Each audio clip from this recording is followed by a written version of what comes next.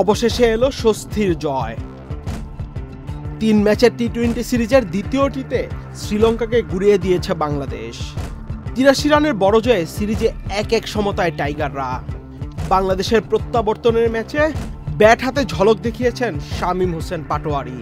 শুধু ব্যাট হাতে না, ফিল্ডিংয়ে বোলিংয়েও চমক দেখিয়েছেন বাঁহাতি এই ব্যাটার।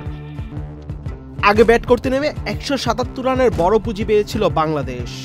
শেষ দিকে শামীমের 27 বলে 48 রানের টর্নেডো ইনিংসটা টনিক হিসেবে কাজ করে টাইগারদের। জবাব দিতে নামা লঙ্কানদের প্রথম উইকেট ছিল রান আউট। সিরিজ জুড়ে দুর্দান্ত পারফর্ম করতে থাকা কুশল মেন্ডিসকে দারুণ এক থ্রোতে রান আউট করেন শামীম। বোলারদের বোলিং নৈপুণ্যে মাত্র 94 রানে অল আউট হয় শ্রীলঙ্কা। বাংলাদেশ তুলে নিয়েছে 83 রানের বড় ব্যবধানের জয়।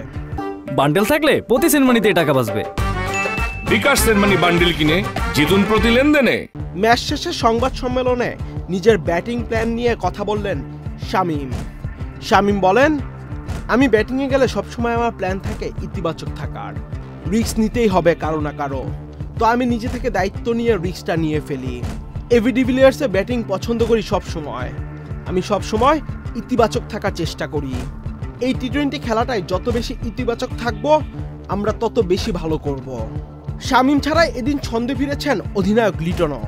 খেলেছেন 50 বলে 76 রানের দুর্দান্ত ইনিংস। লিটনের 76 রানের ইনিংস নিয়ে শামীম বলেন, লিটনের রানে ফেরা স্বস্তির। লিটন ভালো ব্যাটিং করেছে, যা দলের জন্য একটা টার্নিং পয়েন্ট। শুরু থেকে ভালো করতে পেরেছি বলেই ভালো ফিনিশিং দিতে পেরেছি আমরা। এটা দলের জন্য অনেক গুরুত্বপূর্ণ আমি মনে করি। আসলে মাঝে মধ্যে গেম একটু স্লো করতে হয়, একটা ভালো জুটির দরকার ছিল। যেহেতু শেষে আমাদের ভালো ব্যাটার আছে, ফলে আমরা শেষে এটা কাভার করতে পারবো ইজিলি। এটা অনেক গুরুত্বপূর্ণ ছিল। হৃদয় ও লিটন দাসের পার্টনারশিপ এবং তাদের ইনিংসগুলো দলের জন্য গুরুত্বপূর্ণ ছিল। আহমেদ শাফি, চ্যানেল আই।